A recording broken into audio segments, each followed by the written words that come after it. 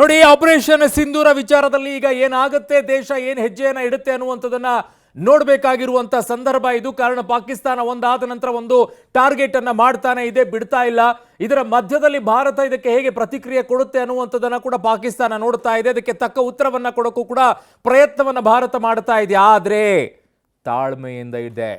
ಇದೇ ಮೆಸೇಜ್ ಅನ್ನು ಇವತ್ತು ಭಾರತ ಕೊಡುವಂಥದ್ದು ಕೆಲಸ ಮಾಡಿದೆ. ಅದರ ಜೊತೆಗೆ 4 ಪಾಕಿಸ್ತಾನದ ಏರ್ ಬೇಸ್ ಅನ್ನು ಹೊಡೆದಾಕಿದೆ.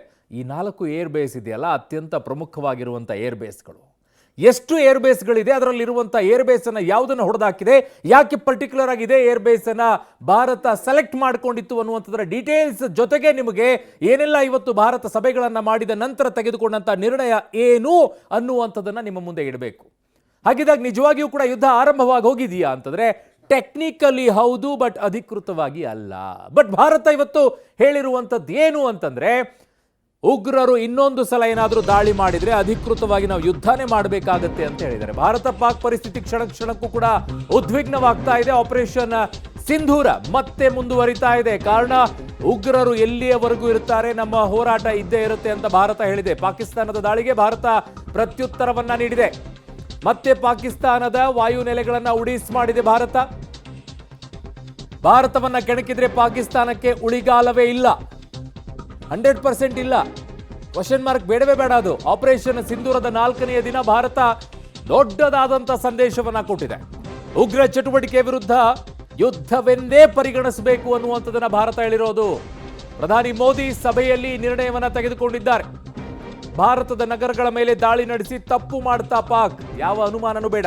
ಮೊನ್ನೆ 36 ನಗರ, ನಿನ್ನೆ 26 ನಗರಗಳ ಮೇಲೆ ಡ್ರೋನ್ ಅನ್ನ ಕ್ಷಿಪಣಿ ದಾಳಿಯನ್ನ ಮಾಡಿದೆ. ಪಾಕಿಸ್ತಾನದ ಕ್ಷಿಪಣಿಯನ್ನ ಭಾರತ ಹೊಡೆದುರುಳಿಸಿದೆ. ಪಾಕಿಸ್ತಾನದ 8 ವಾಯುನೆಲೆಗಳನ್ನ ಉಡೀಸ್ ಮಾಡಿದೆ ಭಾರತ. ಈ 8 ವಾಯುನೆಲೆಗಳಲ್ಲಿ 4 ಅತ್ಯಂತ ಮುಖ್ಯವಾಗಿರೋದು. ನಮ್ಮನ್ನ ಕೆಣಕಿದ್ರೆ ಹುಷಾರ್ ಅನ್ನುವಂತ ಎಚ್ಚರಿಕೆಯನ್ನ ಭಾರತ ಕೊಡ್ತಾ ಇದೆ.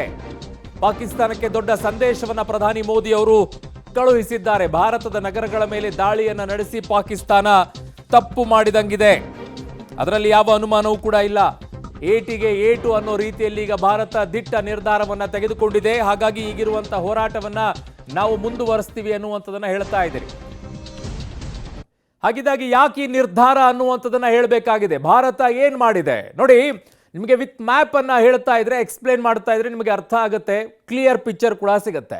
ನಮ್ಮ ಗಡಿ ಭಾಗಗಳಲ್ಲಿ ಪಾಕಿಸ್ತಾನ ಹಂಚಿಕೊಂಡಿರುವಂಥ 4 ರಾಜ್ಯಗಳಂತಂದ್ರೆ ಅದು ಒಂದು ಗುಜರಾತ್, ಇನ್ನೊಂದು ಕಡೆಗೆ ಪಂಜಾಬ್, ರಾಜಸ್ಥಾನ ಮತ್ತು ಜಮ್ಮು ಕಾಶ್ಮೀರಕ್ಕೆ ಹೋಗಿ ತಲುಪುತ್ತೆ.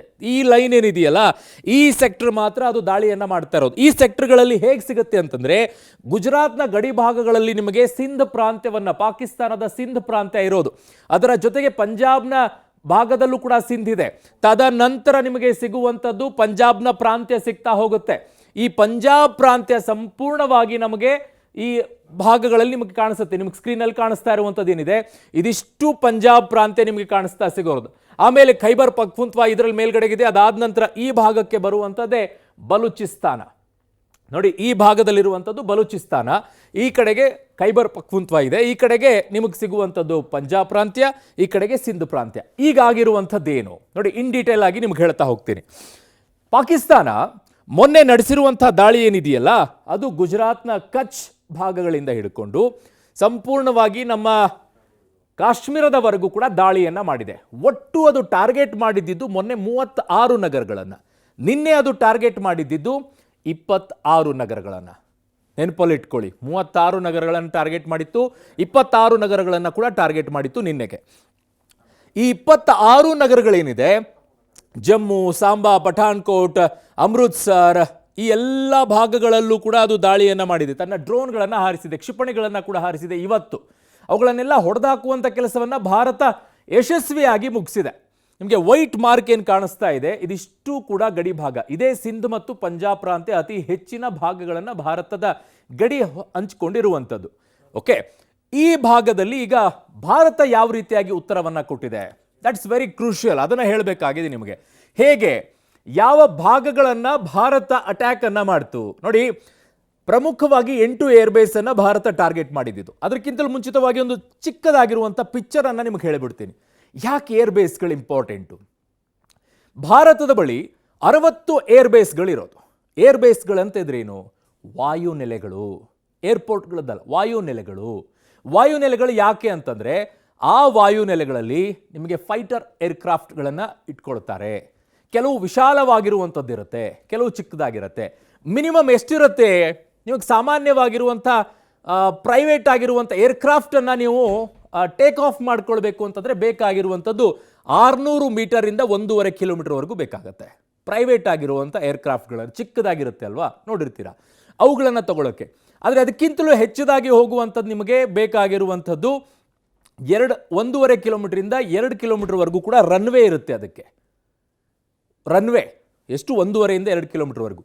ತದನಂತರ ನಿಮಗೆ ಫೈಟರ್ ಜೆಟ್ ಏರ್ಕ್ರಾಫ್ಟ್ಗಳಿದೆಯಲ್ಲ, ಕೆಲವೊಂದಿಷ್ಟು ಲ್ಯಾಂಡ್ ಆಗೋಕ್ಕೆ ತುಂಬ ಚಿಕ್ಕದು ಬೇಕಾಗುತ್ತೆ ಫೈಟರ್ ಏರ್ಕ್ರಾಫ್ಟ್ಗಳನ್ನು. 1.5 ಕಿಲೋಮೀಟ್ರು, ಕೆಲವು ಈಗೇನೂ ಇಲ್ಲ.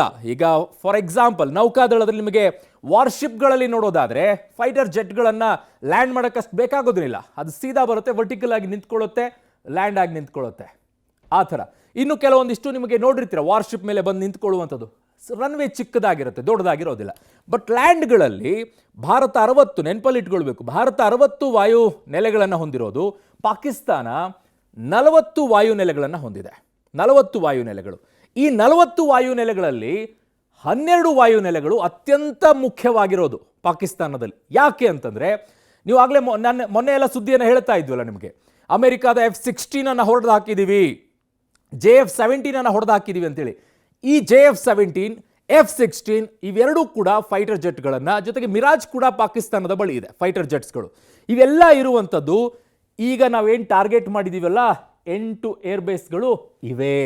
ಅದರಲ್ಲಿ ಮುಖ್ಯವಾಗಿ ನಿಮಗೆ ಮುರಿದಾಬಾದ್ ಏರ್ಪೋರ್ಟ್ ಇದೆಯಲ್ಲ, ಈ ಭಾಗ ಇದೆಯಲ್ಲ, ಮುರಿದ್ ಏರ್ಬೇಸ್ ಅಂತ ಹೇಳಿ, ಇದೇ ಏರ್ಬೇಸ್ ಮೂಲಕವಾಗಿ ನಮ್ಮ ಭಾರತದ ಗಡಿ ಭಾಗಗಳಲ್ಲಿ ಡ್ರೋನ್ ದಾಳಿ ನಡೀತಾ ಇದೆಯಲ್ಲ, ಡ್ರೋನನ್ನು ಹಾರಿಸ್ತಾ ಇರುವಂಥದ್ದೇ ಈ ಮುರಿದ್ ಏರ್ಪೋರ್ಟ್ನಲ್ಲಿ. ಅದು ಡ್ರೋನ್ನ ಸೆಂಟರ್, ಅದು ಆ ಜಾಗ. ಸೊ ಟಾರ್ಗೆಟ್ ಅಲ್ಲೇ ಮಾಡ್ತಾ ಇರೋದು. ಇನ್ನೊಂದು ಏರ್ಬೇಸ್ ಇದೆಯಲ್ಲ, ರಾವಲ್ಪಿಂಡಿಯಲ್ಲಿರುವಂಥದ್ದು, ರಾವಲ್ಪಿಂಡಿಯನ್ನು ನಾವು ಟಾರ್ಗೆಟ್ ಮಾಡ್ಕೊಂಡು ಹೊಡೆದ್ವಲ್ಲ ಏರ್ಬೇಸು. ಈ ಏರ್ಬೇಸು ಮುಖ್ಯವಾಗಿ ಇರುವಂಥದ್ದು F-16, JF-17 ಇದೆಯಲ್ಲ, ಇವುಗಳನ್ನೆಲ್ಲ ಇಲ್ಲಿಂದ ತರ್ತಾ ಇದ್ದಿದ್ದು. ಸೊ ಹಾಗಾಗಿ ಈ ಭಾಗಗಳು ಬಹಳ ಮುಖ್ಯವಾಗಿತ್ತು. ಮತ್ತು ಲಾಹೋರ್ನ ಏರ್ಬೇಸ್ ಇದೆಯಲ್ಲ, ಇಟ್ಸ್ ಕ್ರೂಷಿಯಲ್ ಆಗಿದ್ದಿದ್ದು. ಹಾಗಾಗಿ ಆ ಏರ್ಬೇಸ್ಗಳನ್ನು ಹೊಡಿಬೇಕಾಗಿತ್ತು. ಇನ್ನೊಂದು ಕಡೆಗೆ ನಿಮಗೆ ಈ ನಮ್ಮ ಗುಜರಾತ್ ಗಡಿ ಭಾಗದಲ್ಲಿರುವಂತಹ ಏರ್ಪೋರ್ಟ್ ಇದೆ ನಿಮಗೆ.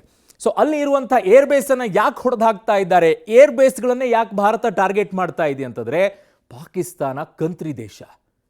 ಆ ಕಂತ್ರಿ ದೇಶದ ಬುದ್ಧಿ ಕಂತ್ರಿತನಾನೇ. ಸೊ ಹಾಗಾಗಿ ಆ ಕಂತ್ರಿ ಬುದ್ಧಿ ಈ ಏರ್ಬೇಸ್ಗಳನ್ನು ಬಳಕೆ ಮಾಡಿಕೊಂಡೇ ಅವರು ನಮ್ಮನ್ನು ಟಾರ್ಗೆಟ್ ಮಾಡ್ತಾ ಇರೋದು. ಫಾರ್ ಎಕ್ಸಾಂಪಲ್ F-16 ತಂದರು, ನಮ್ಮ ಮೇಲೆ ದಾಳಿ ಮಾಡೋ ಪ್ರಯತ್ನ ಮಾಡಿದ್ರು. JF-17 ತಂದರು, ನಮ್ಮ ಮೇಲೆ ದಾಳಿಯನ್ನು ಮಾಡೋಕ್ಕೆ ಬಂದರು. ಡ್ರೋನ್ಗಳನ್ನು ಏರ್ಬೇಸ್ಗಳ ಮೂಲಕ ಹಾರಿಸ್ತಾ ಇದ್ದಾರೆ. ಹಾಗಾಗಿ ಈ ಏರ್ಬೇಸ್ಗಳಲ್ಲಿರುವಂಥ ಡ್ರೋನ್ಗಳನ್ನು ಹಾರಿಸದೇ ಇರೋ ರೀತಿಯಲ್ಲಿ, ಜೊತೆಗೆ ಫೈಟರ್ ಜೆಟ್ಸ್ಗಳನ್ನು ಹಾರಿಸದೇ ಇರೋ ರೀತಿಯಲ್ಲಿ, ಕಾರಣ ರನ್ವೇರ್ಗಳಿಲ್ಲ ಅಂತಂದರೆ ಫೈಟರ್ ಜೆಟ್ಸ್ಗಳನ್ನು ಹಾರಿಸೋಕ್ಕಾಗಲ್ಲ. ನಿಮಗೆ ಇಷ್ಟು ದೂರದಿಂದ ಫೈಟರ್ ಜೆಟ್ಸ್ಗಳನ್ನು ತರೋದಕ್ಕೂ ಇಲ್ಲೇ ಫೈಟರ್ ಜೆಟ್ಸ್ಗಳನ್ನು ತಂದು ಹೊಡೆಯೋದಕ್ಕೂ ಬಹಳ ವ್ಯತ್ಯಾಸ ಇದೆ. ಯಾಕೆ ಅಂತಂದರೆ, ಇಲ್ಲಿಂದ ಫೈಟರ್ ಜೆಟ್ಸ್ಗಳು ಟೇಕ್ ಆಫ್ ಆದ ತಕ್ಷಣ ಇಮ್ಮಿಡಿಯೇಟ್ ಆಗಿ ಇನ್ಫಾರ್ಮೇಷನ್ಗಳು ಭಾರತಕ್ಕೆ ಬರುತ್ತೆ. ಇಲ್ಲಿಂದ ಆಗ್ತಾ ಇದ್ದಂತೆ ನಮಗೆ ಸಮಯಾವಕಾಶ ಕಡಿಮೆ ಸಿಗುತ್ತೆ ರಿಯಾಕ್ಟ್ ಮಾಡೋದಕ್ಕೋಸ್ಕರ. ಹಾಗಾಗಿ ಇಷ್ಟು ಜೆಟ್ಸ್ಗಳು ಇಲ್ಲಿಂದ ಮೂವ್ ಆಗ್ತಾ ಇದೆ ಅಂತಂದಾಗ ನಾವು ಅಲರ್ಟ್ ಆಗ್ತೀವಿ. ಬಟ್ ಇಲ್ಲಿಂದ ಆದಾಗ ಅಲರ್ಟ್ ಆಗೋದಿಲ್ಲ, ಸಮಯಾವಕಾಶ ತುಂಬ ಕಡಿಮೆ ಇರುತ್ತೆ. ಸೊ ಹಾಗಾಗಿ ಏರ್ಬೇಸ್ಗಳನ್ನು ಭಾರತ ಪರ್ಟಿಕ್ಯುಲರ್ ಆಗಿ ಟಾರ್ಗೆಟ್ ಮಾಡ್ತಾ ಇರೋದು. ಅದೊಂದೇ ಅಲ್ಲ, ಭಾರತ ಅಷ್ಟೇ ಅಲ್ಲ, ಪಾಕಿಸ್ತಾನವೂ ಕೂಡ ಯಾಕೆ ಈ ಪರ್ಟಿಕ್ಯುಲರ್ ಆಗಿ ಜಾಗಗಳಲ್ಲಿ ಟಾರ್ಗೆಟ್ ಮಾಡ್ತಾ ಇದೆ, ನಮ್ಮ ಏರ್ಬೇಸ್ಗಳನ್ನು. ಅವ್ರಿಗೂ ಗೊತ್ತು, ನಮ್ಮ ಏರ್ಬೇಸ್ಗಳನ್ನು ಟಾರ್ಗೆಟ್ ಮಾಡಿದ್ರೆ ಅವ್ರು ಹೊಡೆಯುವಂಥ ವಿಚಾರಕ್ಕೆ ನಮ್ಮ ಫೈಟರ್ ಜೆಟ್ಸ್ಗಳನ್ನು ನಾವು ತೊಗೊಂಡು ಹೋಗೋಕೆ ಕಷ್ಟ ಆಗುತ್ತೆ. ಅವಾಗ ನಾವು ಕೂಡ ಇಂಟೀರಿಯರ್ ಆಗಿ ಬರಬೇಕಾಗತ್ತೆ. ಆ ನಿಟ್ಟಿನಲ್ಲಿ ಪಾಕಿಸ್ತಾನವು ಯೋಚನೆ ಮಾಡ್ತಾ ಇರುವಂಥದ್ದು ನಮ್ಮ ಏರ್ಬೇಸ್. ಸಾಮಾನ್ಯವಾಗಿ ಇಂಥ ಸಂದರ್ಭಗಳಲ್ಲಿ ದೇಶಗಳು ಏನು ಟಾರ್ಗೆಟ್ ಮಾಡ್ತಾವೆ ಅಂತಂದರೆ, ಫಸ್ಟು ಏರ್ಬೇಸ್ ವಾಯುನೆಲೆಗಳನ್ನು, ತದನಂತರ ಸೇನೆಗಳು ಬಟಾಲಿಯನ್ಗಳಿರುವಂಥ ಜಾಗಗಳು, ಲೈಕ್ ಉರಿ ಸೆಕ್ಟರ್ನಲ್ಲಿ ದಾಳಿಯನ್ನು ಮಾಡಿದಾಗ ಇವೆಲ್ಲವನ್ನು ಕೂಡ ನೋಡಿದ್ರಲ್ಲ. ಸೊ ಹಾಗಾಗಿ ಈ ಎರಡೂ ಭಾಗಗಳಲ್ಲಿ ನಡೀತಾ ಇರುವಂಥದ್ದೇ ವಾಯುನೆಲೆಗಳು. ಬಟ್ ಪಾಕಿಸ್ತಾನ ಕಂತ್ರಿ ಕೆಲಸ ಏನು ಮಾಡ್ತಾ ಇದೆ ಗೊತ್ತಾ?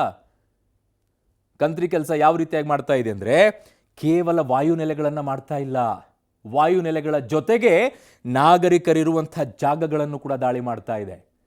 ನಾಗರಿಕರಿರುವಂಥ ಜಾಗಗಳನ್ನು. ಇದಿಷ್ಟೇ ಅಲ್ಲ ರೀ, ನಿಮಗೆ ಇನ್ನೂ ಒಂದು ಇನ್ಫಾರ್ಮೇಷನ್ ಕೊಡ್ಬೇಕು ನಾನು.